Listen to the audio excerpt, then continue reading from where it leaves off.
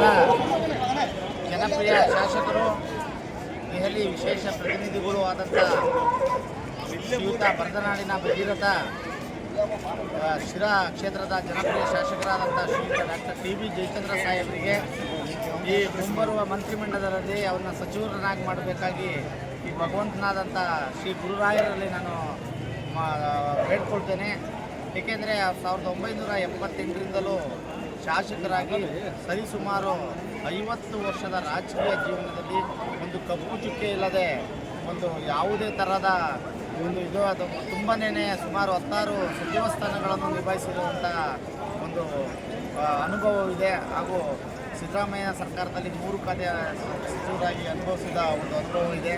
ಅವರಿಗೆ ಈ ಮಂತ್ರಿಮಂಡಲದಲ್ಲಿ ಸಚಿವ ಸ್ಥಾನ ಕೊಡಬೇಕು, ಗುರುರಾಯರು ಕೊಡಬೇಕಾಗಿ ಗುರುರಾಯರಲ್ಲಿ ಬೇಡ್ಕೊಳ್ತೀನಿ.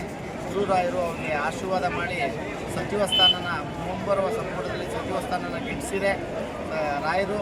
ಅವ್ರನ್ನ ಈ ರಾಯರ ಸನ್ನಿಧಿಗೆ ನಾನು ಶ್ರೀಯುತ ಡಾಕ್ಟರ್ ಟಿ.ಬಿ. ಜಯಚಂದ್ರ ಸಾಹೇಬ್ರನ್ನ ಕರ್ಕೊಂಡು ಬರ್ತೀನಿ.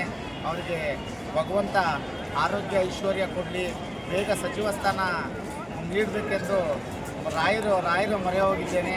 ರಾಯರು ಅದಕ್ಕೆ ನಿಜವಾದ ಒಂದು ಪ್ರತಿಫಲ ಕೊಟ್ಟೇ ಕೊಡ್ತಾರೆ. ಆ ರಾಯರ ಒಂದು ಸನ್ನಿಧಿಯಲ್ಲಿ ಇವತ್ತು ವಿಡಿಯೋ ಮಾಡ್ತಾ ಇದ್ದೀವಿ. ಅವರಿಗೆ ದಯವಿಟ್ಟು ಸಚಿವ ಸ್ಥಾನ ಕೊಡಬೇಕು.